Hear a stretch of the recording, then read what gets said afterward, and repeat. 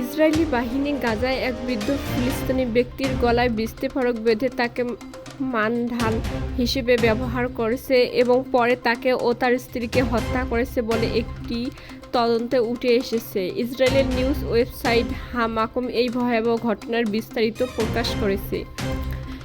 এদিকে প্রতিবেদনে বলা হয়েছে নিহত ফিলিস্তিনি ব্যক্তির নাম প্রকাশ করা হয়নি, তবে তিনি 80 বছরের বেশি বয়সী ছিলেন। ইসরায়েলি সেনারা তাকে হুমকি দেয় যে যদি তিনি তাদের নির্দেশ মেনে না চলেন তবে তারা তার গলায় বাঁধা বিস্ফোরক সক্রিয় করে তাকে হত্যা করবে।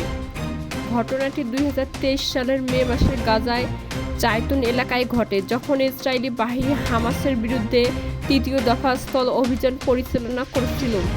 ওই সময় নাহাস ব্রিগেড, কারমেলি ব্রিগেড,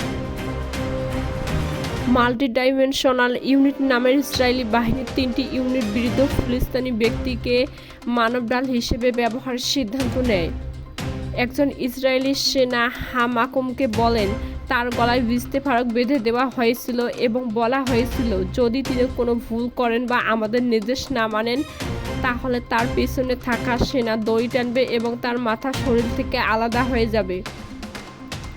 বৃদ্ধ ব্যক্তিকে 8 ঘন্টা ধরে মানবঢাল হিসেবে ব্যবহার করা হয় এবং তাকে ঘর ও টানেলের ভেতরে পাঠানো হয়, যা হামাস ব্যবহার করতে পারে বলে ধারণা করা হচ্ছিল। পরে ইসরায়েলি বাহিনী বৃদ্ধ ও তার স্ত্রীকে আল মাওয়াসি এলাকায় যাওয়ার নির্দেশ দেয়, যেখানে হাজার হাজার ফিলিস্তিনি শরণার্থী হিসেবে আশ্রয় নিয়েছিল, কিন্তু অন্য কোনো সেনা ইউনিটে এই সিদ্ধান্তের বিষয়ে জানানো হয়নি। ফলে মাত্র 100 মিটার যাওয়ার পর ইসরায়েলি বাহিনীর আরেকটি ইউনিট তাদের দুজনকেই গুলি করে হত্যা করে। গাজায় যুদ্ধ অপরাধে অভিযুক্ত ইসরায়েলি সেনাদের বিরুদ্ধে বিশ্বের বিভিন্ন দেশের আদালতে 50টি অভিযোগ দাখিল করেছে ফিলিস্তিনিপন্থী সংস্থাগুলো। স্থানীয় সময় এ তথ্য জানিয়েছে ইসরায়েলি গণমাধ্যম।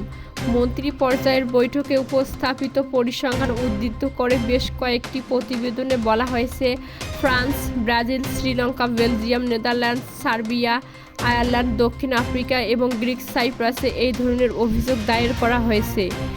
এর আগে গত সপ্তাহে ব্রাজিল এক ইসরায়েলি সেনার বিরুদ্ধে গাজায় যুদ্ধ অপরাধের অভিযোগ করেছিল হিন্দু রজব ফাউন্ডেশন নামের একটি সংস্থা, আর ওই অভিযোগের প্রেক্ষিতে তার বিরুদ্ধে তদন্তের নির্দেশ দেন ব্রাজিলের একটি আদালত। তবে আদালতের এমন নির্দেশনার পরই ওই সেনাকে ব্রাজিল ছেড়ে যেতে সহায়তা করে ইসরায়েল। এইচআরএফ এর ওয়েবসাইট অনুসারে থাইল্যান্ড, শ্রীলঙ্কা, চিলি এবং অন্যান্য দেশও ইসরায়েলি সেনাদের নিয়ে আশঙ্কা করছে। প্রতিবেদনে বলা হয়েছে, সামাজিক যোগাযোগ মাধ্যম পোস্ট করা ভিডিওর উপর ভিত্তি করে ইসরায়েলি সেনাদের বিরুদ্ধে অভিযোগ দায়ের করা হচ্ছে। গাজায় যুদ্ধ শুরু হওয়ার পর থেকে ইসরায়েলি সেনারা গাজা থেকে অসংখ্য ভিডিও পোস্ট করেছে, যাতে দেখা গেছে তারা ফিলিস্তিনিদের বাড়িঘর উড়িয়ে দিচ্ছে কিংবা পুড়িয়ে দিচ্ছে।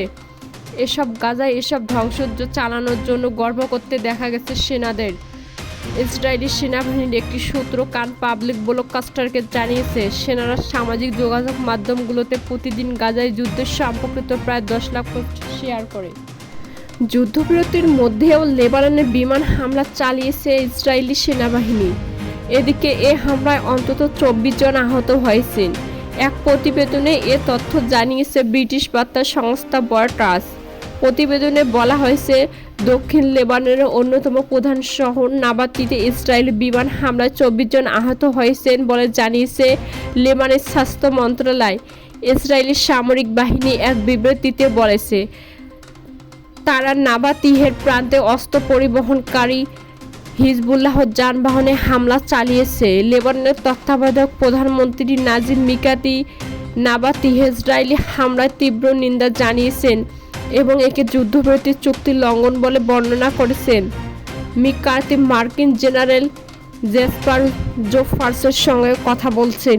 তিনি এই যুদ্ধবিরতি পর্যবেক্ষণ নিযুক্ত কমিটির সভাপতিত্ব করছেন।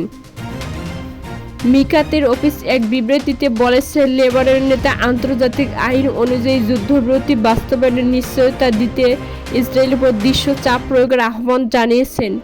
লেবাননের ন্যাশনাল নিউজ এজেন্সি জানিয়েছে, ইসরায়েলি সামরিক বাহিনী একটি ট্রেন নাবাতিহ আল ফাকওয়ার আল রাউদাত স্কুলের কাছে একটি পিকআপ ট্রাককে লক্ষ্য করে গাইডেড ক্ষেপণাস্ত্র হামলা চালায়। হামলায় গাড়িটি ধ্বংস হয়ে গেছে এবং রাস্তায় পার্ক করা গাড়ি পুড়ে যাওয়ার পাশাপাশি ওই এলাকার মধ্য দিয়ে যাওয়া কয়েকজন নাগরিক আহত হয়েছেন। নাবাতিয়ের আল ফাকওয়ার মেয়র ইয়াসির গান্দুরকে উদ্ধৃত করে বার্তা সংস্থা কি বলেছে, ইসরায়েলি শত্রুরা বেসামরিক নাগরিকদের এবং নিজেদের বাড়িতে শান্তিপূর্ণভাবে অবস্থানরত বাসিন্দাদের হামলার লক্ষ্যবস্তু করছে। তিনি আরও বলেন, শত্রু ড্রেনটি নাবাতির আল ফাওকার প্রধান সড়কে শাকসবজি পরিবহনের জন্য ব্যবহৃত একটি পিকআপ ট্রাককে লক্ষ্যবস্তু করে হামলা করেছে। প্রসঙ্গত, গাজা ইসরায়েলি আগ্রাসন শুরুর পর থেকে ইসরায়েলি সামরিক বাহিনী ও হিজবুল্লাহর মধ্যে সংঘাত লেবাননের অন্তত 4,000 মানুষ নিহত হয়েছেন, বাস্তুচ্যুত হয়েছেন প্রায় 12 লাখ মানুষ। যুক্তরাষ্ট্র ও ফ্রান্সের মধ্যস্থায় ইসরায়েল ও হিজবুল্লাহর মধ্যে 60 দিনের যুদ্ধবিরতি চুক্তি স্বাক্ষরিত হয়। চুক্তি অনুযায়ী